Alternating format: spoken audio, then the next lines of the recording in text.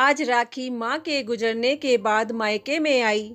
माँ को गुजरे पूरा 1 साल हो गया। माँ और पिता के जाने के बाद भैया भाभी जैसे राखी को भूल ही गए। बिना बुलाए राखी मायके पहुँच गई। तब एकदम चौंकते हुए उसकी भाभी मीना बोलती है, अरे आप अचानक कैसे आ गई? राखी बोली, क्यों भाभी, यह मेरा भी तो घर है। क्या मैं यहाँ बिना बताए नहीं आ सकती हूँ? भाभी, मुझे माँ की बहुत याद आ रही थी, इसलिए चली आई। मीना बोली, यहाँ याद करो या अपने घर में? अब सासू माँ तो है नहीं, एक ना एक दिन सबको जाना ही होता है। वह चली गई। खैर, देखो भाभी, माँ के बिना यह घर कितना सूना हो गया। पहले मैं यहाँ आती तो कितना अच्छा लगता था। इस घर में तो बस अब माँ की यादें ही रह गई। नंद रानी, मुझे नहीं लगता कि यह घर सूना हो गया है। जाने वाले को तो नहीं रोक सकते। समय के साथ सबको एक ना एक दिन इस दुनिया को छोड़कर जाना होता है। अच्छे कर्म करो तो सबके दिल में बसे रहते हैं। यदि बुरा व्यवहार रहे तो कड़वी यादें ही रह जाती है। वह कोई याद करना नहीं चाहता। आप बैठो, मैं अभी आती हूँ। अब राखी चारों ओर देखकर रोने लगती है। वह बहुत दुखी होती है।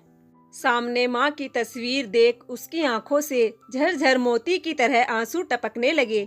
माँ, मुझे तुम्हारी यहाँ बहुत कमी लग रही है।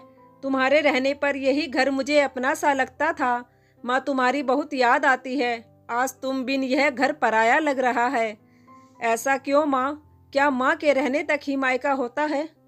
तभी मीना चाय पानी लेकर आई और राखी को रोता देख बोली, अरे दीदी, आप तो रो रही हो। अब रोने से क्या होगा? यह तो आपके अपने कर्मों का ही फल है, इसलिए आपको अपना ही घर पराया लग रहा है। आप मेरे दिल तक कभी पहुंच ही नहीं पाए। भाभी, आप कहना क्या चाहती हो? मीना बोली, भूल गई आप दीदी? कैसे आप मुझे मेरे मायके जाने पर माँ जी से रोक टोक लगवाती थी, और जब मैं इस बात का विरोध करती तब माँ जी और आप अपने भैया से मुझे झूठी सच्ची कहकर पिटवाती। और क्या क्या याद दिलाऊं? मेरी तबीयत खराब होने पर आप लोग मुझे पानी तक को भी नहीं पूछते थे। मैं नौकरानी की तरह काम करती और आप माँ के संग बैठकर हुक्म चलाती। भाभी की बात सुन राखी के चेहरे का रंग फीका पड़ गया।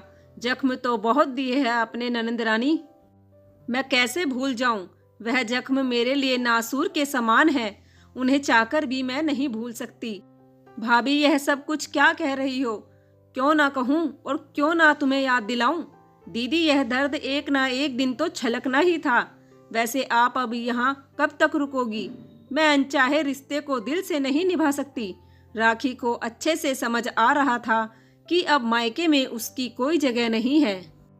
भाभी, वैसे तो मैं कुछ दिन यहाँ रहने के लिए आई थी, लेकिन अब मैं शाम को ही चली जाऊंगी। देखो दीदी, आप आई तो रुक जाओ, लेकिन यह याद रखना, माँ से ही मायका नहीं बल्कि भाभी से भी मायका होता है। यदि आपसी मेल जोल सही चले तो मायका जीवन भर साथ रहता है। एक दूसरे के सुख दुख में हम साथ होते हैं और सदा एक दूसरे से हम संबंध ऐसे बनाए कि वह कभी न टूटे। यदि आप मीन मेघ देखोगी तो ना दिल में जगह रहेगी और ना ही मायके में।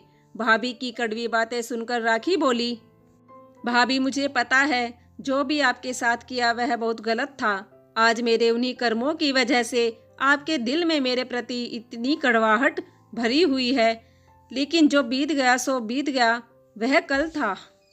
कड़वी बातें भूलकर हम नई शुरुआत आज करते हैं। आने वाले कल के लिए मुझे मायका चाहिए ताकि मैं आपके दिल में जगह बना सकूं। मुझे माफ़ कर दो भाभी, मैं अब ऐसा दुर्व्यवहार कभी नहीं करूंगी। मुझे एक सबक मिल गया कि आदत अच्छी हो तो रिश्ते कभी नहीं टूटते हैं।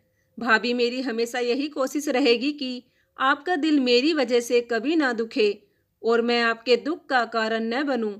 ननंद को रोता देख मीना ने उसे गले से लगा लिया और उसे माफ़ कर दिया। राखी अपने किए पर बहुत शर्मिंदा थी। अब उसे अपनी गलती का पूरी तरह से एहसास हो चुका था।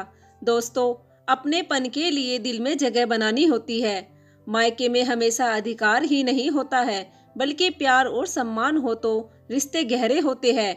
जैसे भाभी और नंद का रिश्ता यदि अपनत्व भरा हो तो भाभी माँ की जगह ले सकती है। दोस्तों, आपको यह कहानी कैसी लगी? अगर कहानी पसंद आई हो तो प्लीज़ हमारे चैनल को सब्सक्राइब कीजिए। धन्यवाद।